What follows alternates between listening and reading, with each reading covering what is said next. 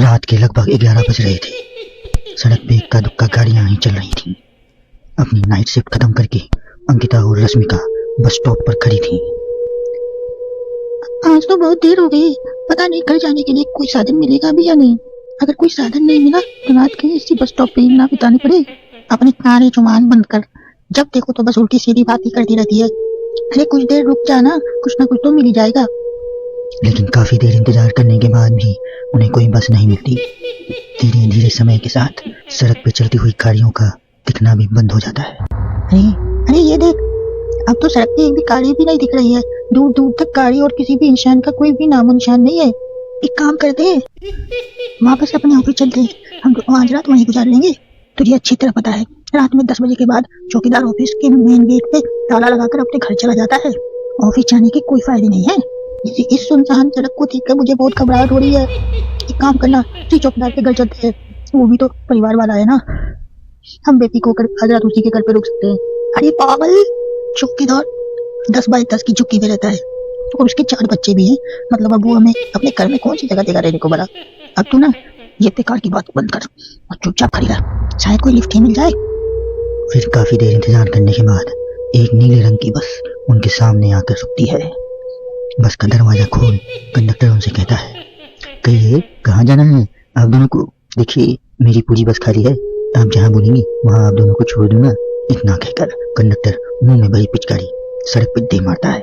अंकिता, लोगों का कहना है कि कुछ महीने पहले इसी तरह अंधेरी रात में एक नीली बस के अंदर कुछ बदमाशों ने एक जवान लड़की की हत्या कर दी थी। इस बस का रंग भी नीला है, कहीं ये वही बस तो नहीं है?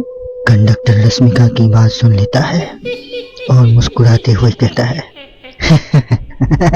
देखिए मैडम, उस घटना के बारे में मैंने भी सुना है। माना कि उस बस का रंग और मेरी बस का रंग एक ही है, लेकिन दुनिया में एक ही रंग की बस तो नहीं है ना। ये तो बस एक इत्तेफाक है।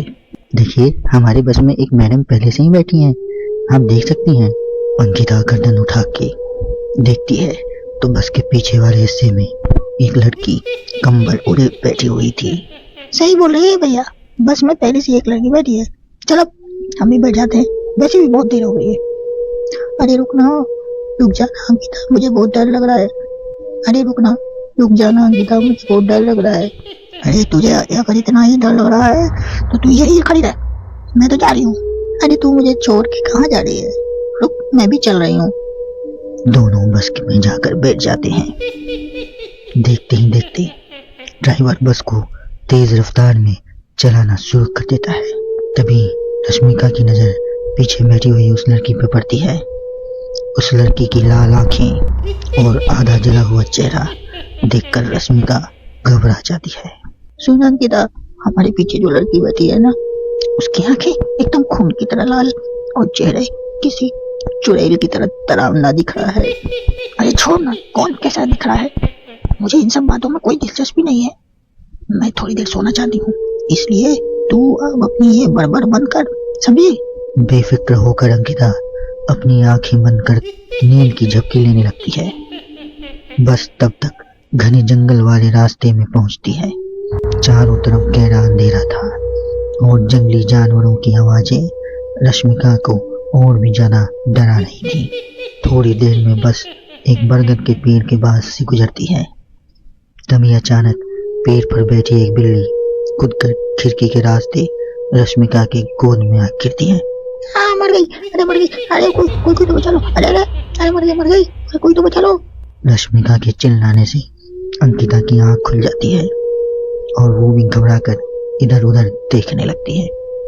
तभी पीछे वाली सीट पर बैठी लड़की उठकर रश्मिका के पास आती है और बिना कुछ कहे उस बिल्ली को रश्मिका के गोद से उठाकर उसे सहलाते हुए अपने गोद में ले लेती है और वापस अपने सीट पे जाकर बैठ जाती है।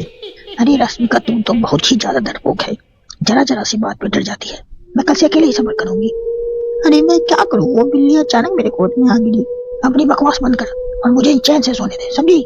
इस तरह रश्मिका को डांटकर अंकिता फिर से नींद की झपकी लेने लगती है। तभी अचानक एक झटके से ब्रेक लगाकर ड्राइवर बस को रोक देता है। रश्मिका खिड़की के बाहर झांक कर देखती है तो उसे सड़क के किनारे एक काला आदमी खड़ा दिखाई देता है।